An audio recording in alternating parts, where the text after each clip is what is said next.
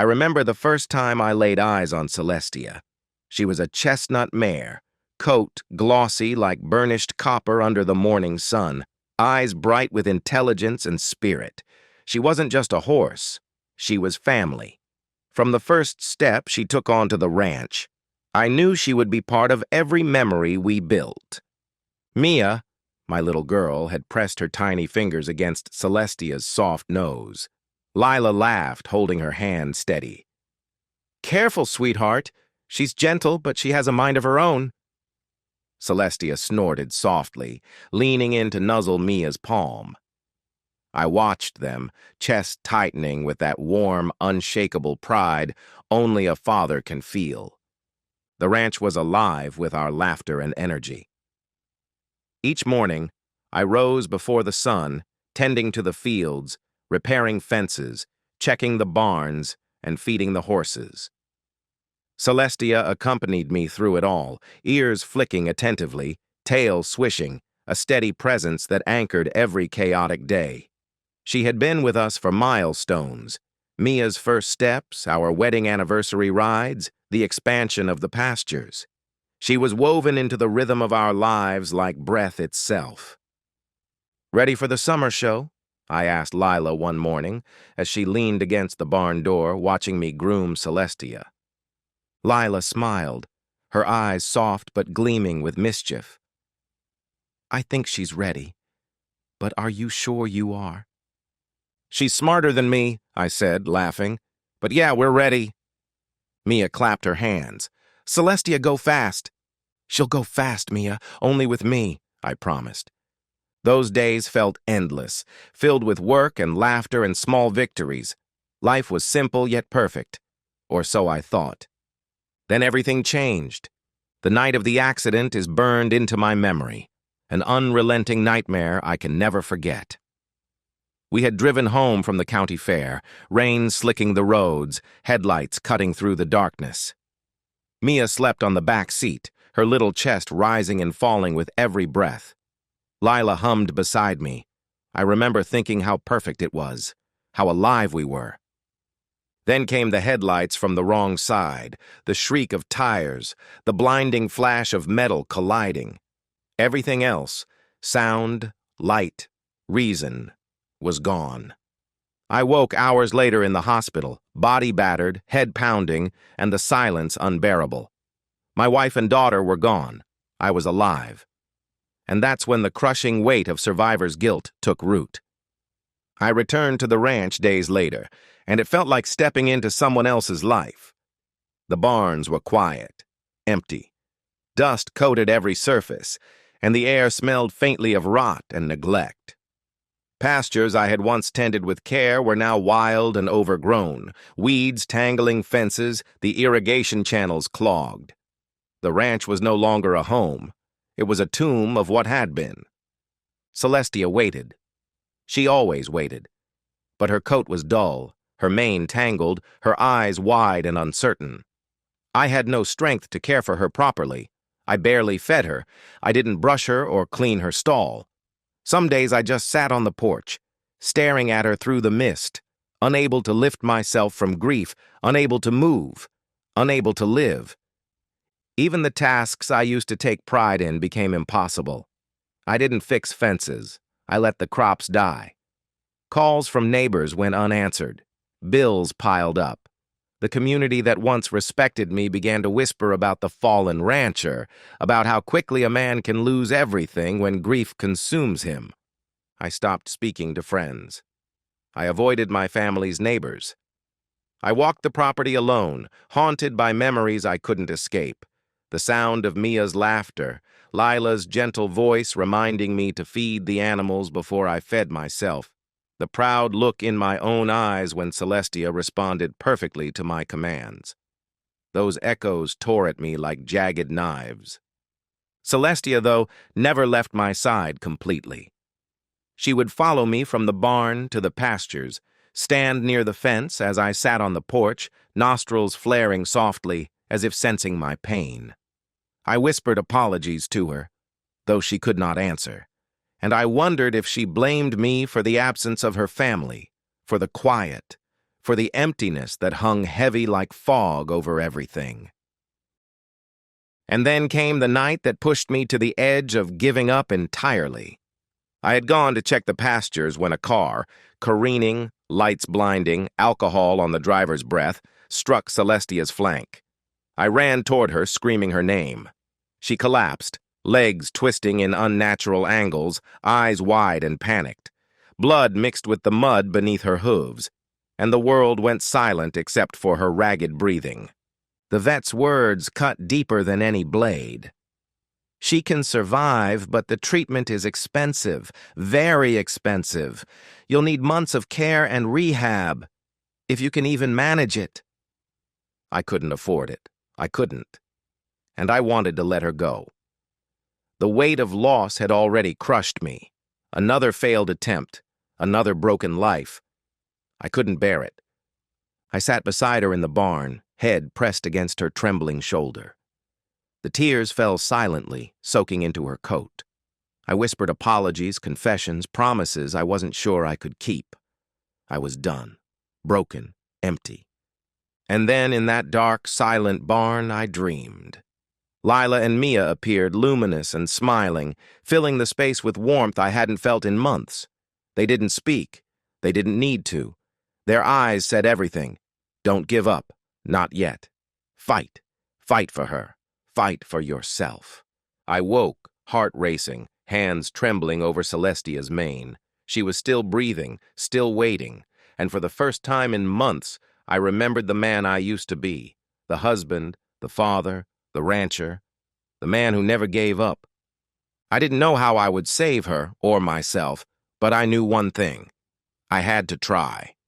The first week after the accident with Celestia felt like walking through a fog so dense I could barely see my own hands. Every sound, the wind rattling the barn doors, the distant call of a crow, the creak of the fences, reminded me of what I had lost. Every heartbeat was a reminder I was still here, while Lila and Mia weren't. Celestia lay in her stall, bandages wrapped around her broken flank, eyes half closed but alert enough to watch me with quiet, patient expectation.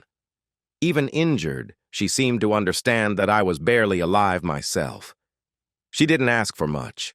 She just waited. I had no money for the vet's recommended treatment. My pride had been shattered along with my family, and my savings were gone. Yet somehow I couldn't bring myself to let her die. Not her.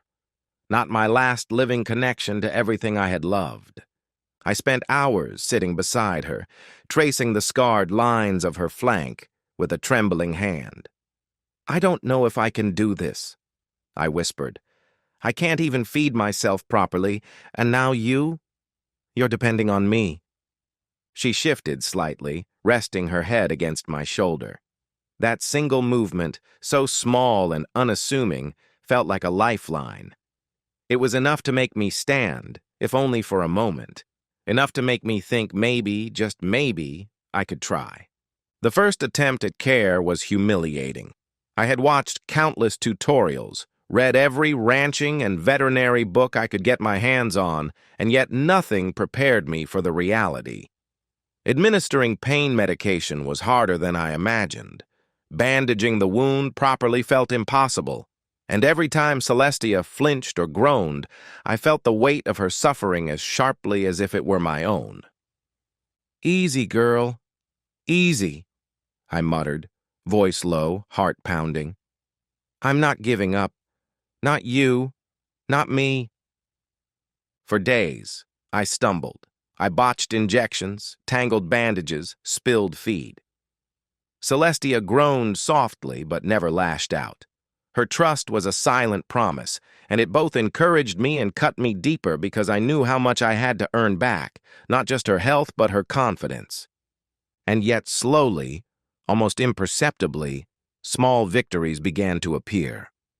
The first time Celestia shifted her weight without panic, without collapsing back into the straw, I turned away so she wouldn't see me cry. My hands trembled as I gripped the stall door, my throat too tight for words. When I finally spoke, my voice was barely a whisper. "Good girl, Celestia. That's it. You're safe." Days passed before she tried again. Standing was never all at once. It came in moments, a brace of muscle, a hesitant lift, a breath held too long. Each time she wavered, I was there, steadying her, murmuring reassurance while my heart hammered in my chest. When she finally stood for more than a few seconds, her legs quivering but holding, it felt like a miracle earned inch by inch. I didn't ask for more. I didn't rush her. Survival was enough. As I kept vigil, the rhythms of ranch life slowly returned to me. The scent of hay and leather, the soft scrape of hooves shifting in straw, the quiet focus of tending another living soul. Purpose didn't arrive all at once. It seeped back in, gentle and fragile, and for the first time in weeks, I felt something stir that wasn't grief. Neighbors began to notice the faint stir of life returning to the ranch. Old friends stopped by, bringing food or offering help. Some avoided me, wary of my grief. Others lingered, quietly offering support without intrusion. And always, in the midst of it all, Celestia remained the center, her presence tethering me to the world outside my sorrow. One evening, Gabe, a longtime ranch hand who had helped me before I even knew Celestia, leaned against the barn doorway, arms crossed. "You sure you're up for this, Miggy? She's hurt badly. More than a lot of folks could handle." I looked up from adjusting a splint on her leg. "I don't have a choice," I admitted, voice low but firm. "If I don't do this, she dies, and so does a part of me." Gabe studied me, eyes narrowing in both concern and admiration. "You're stubborn, I'll give you that, but stubbornness might just save her." Days bled into weeks. I built makeshift slings and supports using old equipment. I improvised with feed and supplements, careful to keep Celestia's diet balanced despite my lack of resources. Each morning I woke aching from exhaustion, yet I ran to her stall as if it were the only place I could breathe. Celestia responded in kind. She allowed me closer than ever before. Her ears flicked toward me as I approached. She followed my movements with her eyes. Sometimes she would nuzzle my hand gently, sometimes press her head against my chest when I whispered words she could not understand, but seemed to know. One morning, after a particularly rough night when the rain had seeped through the barn roof and soaked everything, I found her standing steadily on her own. Sunlight filtered through the cracks in the boards, illuminating her wet coat. She shook herself off, tossing her mane like a queen claiming her domain again. "You did it, girl," I whispered, tears sliding down my face. "You're going to make it." And in that moment, I realized something. It wasn't just Celestia who was recovering. I was too. My grief hadn't disappeared. I will never forget Lila or Mia. But the despair that had paralyzed me was weakening. I felt strength returning, not because life had forgiven me, but because I had chosen to fight for something greater than my own pain. The first step had been taken. The long climb back was only the beginning, but for the first time since the accident, I believed that perhaps I could reach the top. And Celestia, lying in the soft straw of her stall, lifted her head and looked at me with bright, steady eyes that seemed to say, "I'm not done yet, and neither are you." The weeks following Celestia's first tentative steps outside her stall were both exhilarating and merciless. Every morning I rose before dawn, lungs sharp with cold air, boots caked in mud, hands raw from lifting, bandaging and coaxing her toward movement. But with every small victory came new setbacks, reminders that recovery wasn't a straight path. One morning I found her leg swollen despite all my careful bandaging. Panic gripped me, and I crouched beside her, pressing my hands gently to the tender muscle. "Easy, girl. Easy," I whispered, heart hammering. "You've come this far. Don't let it stop you now." Celestia shifted, letting out a soft snort. She didn't pull away. That simple act of trust, even when she was in pain, reminded me why I couldn't quit. I scavenged through old ranching manuals, veterinary guides, and anything I could find on equine injuries. What had once been guesswork slowly sharpened into understanding. My nights blurred into a cycle of reading, testing, and care, learning when to trust instinct and when to follow what the pages taught me. I still mixed my own saline and soaked the bandages by hand, but the support slings were no longer just improvised fixes. Using what I'd learned, I rebuilt them properly, adjusted for balance, pressure, and healing, tailored to Celestia's frame instead of desperation. The exercises, too, came from that hard-won knowledge, carefully chosen to strengthen her legs without pushing her too far. Sometimes it worked. Other times her pain was so visible, so tangible, that it felt like I was breaking apart right alongside her. "Easy, girl. Easy," I muttered, voice low, heart pounding. "I'm not giving up. Not you, not me." Another month passed, and though Celestia's steps were steadier, the progress was frustratingly slow. Some days she refused to lift a leg, other days she wavered after only a few careful steps. My hands ached, my back screamed from long hours of lifting and supporting her, and I felt every setback like a fresh weight pressing on my chest. It was during one of those long, exhausting afternoons that Gabe came by, leaning against the barn doorway, arms crossed, his gaze steady. "Miggy, I admire you. I really do. But this isn't just stubbornness anymore. You're pushing yourself too hard. And her, too. Maybe it's time to let a professional handle some of this." I looked up from tying yet another splint, sunlight glinting off Celestia's damp coat.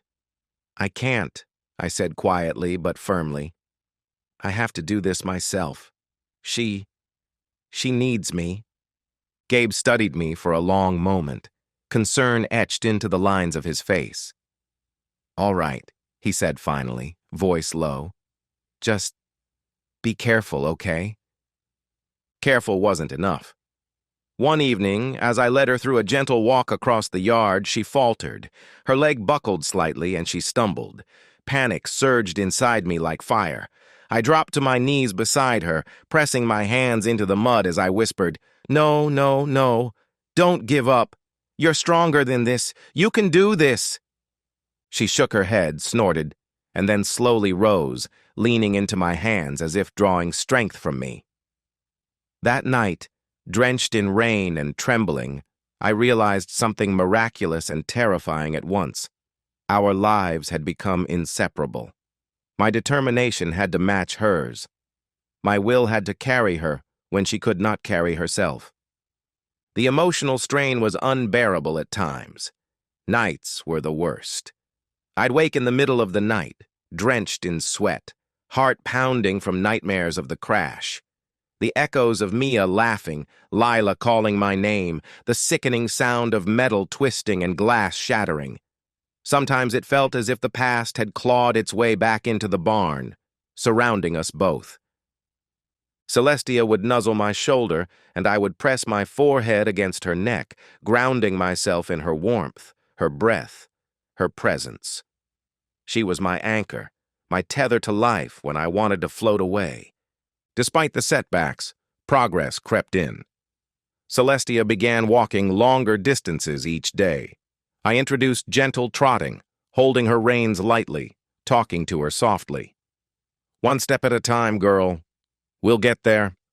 I promise." Gabe stayed nearby, offering quiet support rather than advice. Sometimes he brought extra supplies. Other times he just leaned against the barn door, watching us with a mixture of concern and awe. "She trusts you," he said once, eyes tracking my hand, smoothing over Celestia's flank. "More than anyone else ever could. Don't forget that." 6 months had passed since Celestia's accident. Progress was slow but undeniable.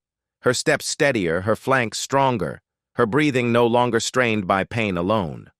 Still, recovery wasn't linear, and every gain carried the risk of being undone. Late one afternoon, I led her out to the meadow, the sun sinking low and gilding the grass in amber light.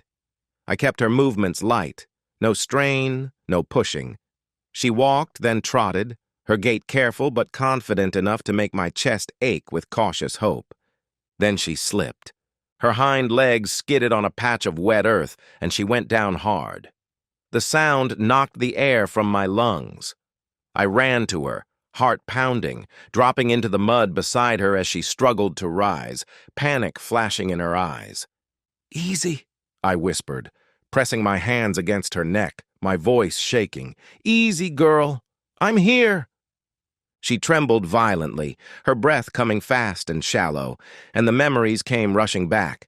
The crash, the blood, the night I thought I'd lose her before we'd even begun. My fear surged, sharp and suffocating. Gabe came running from the barn.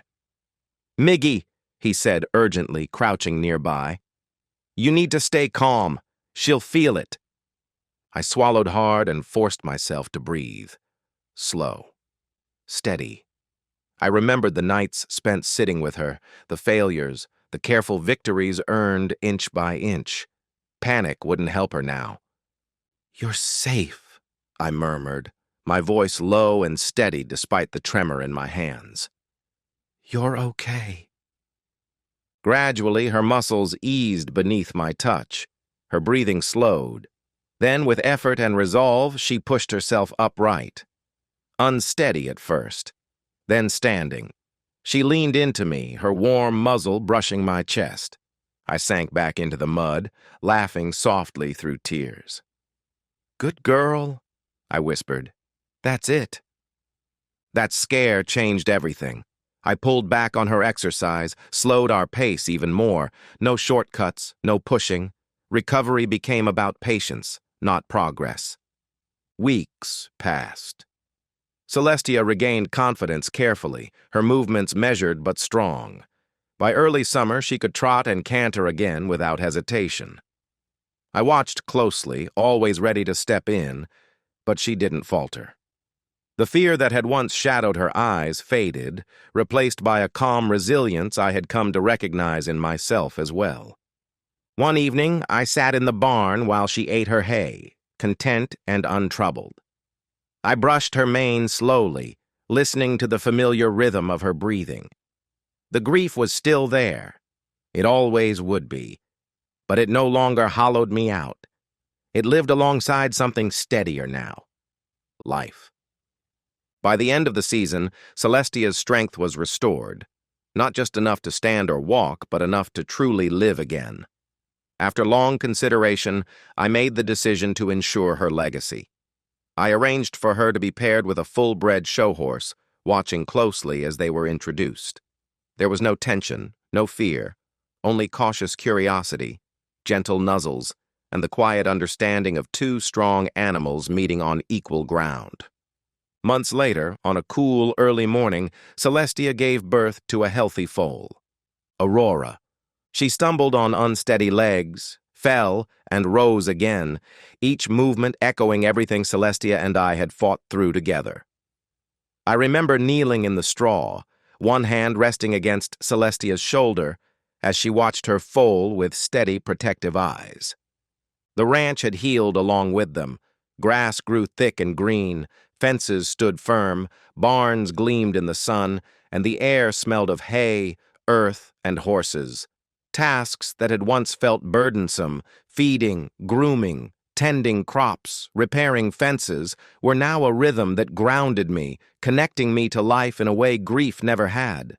Every small victory, Celestia trotting steadily, Aurora stumbling, then rising, a fence repaired, a paddock cleared, felt like a triumph over despair.